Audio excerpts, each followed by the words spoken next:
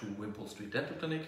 My name is Christian Mill, and in the following small video we would like to show you what we do if you had a root canal treatment and the root canal treatment is still infected and the retreatment of that root canal treatment has not worked.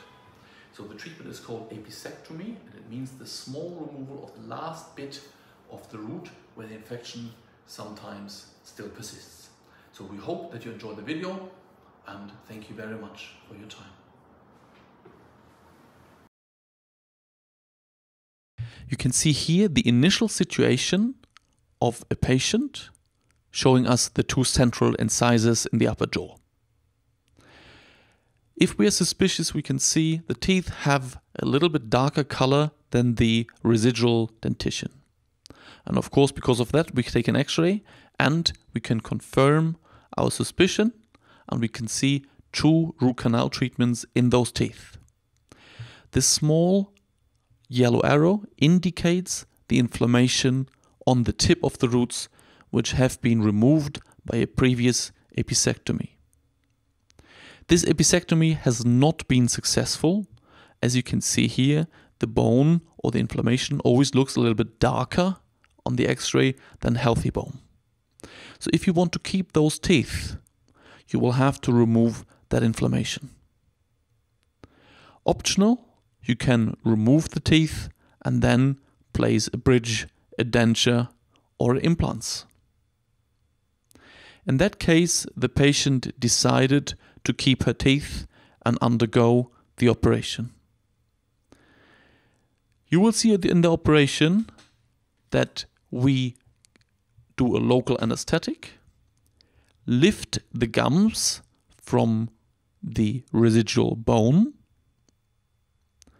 as you can see here in that picture. And then we'll get to the inflammation. It is a little bit difficult to see, but you'll be able to see better once we clean up the inflammation. The inflammation is indicated here with a small yellow arrow. After removal of the inflammation, we cut again the tip of the root, clean it, so to speak. You can see that here on both teeth. The area of the tooth where you have a small external resorption, you can see that here on the left central incisor, indicated with a yellow arrow. That needs to be filled with a bio-cement called MTA.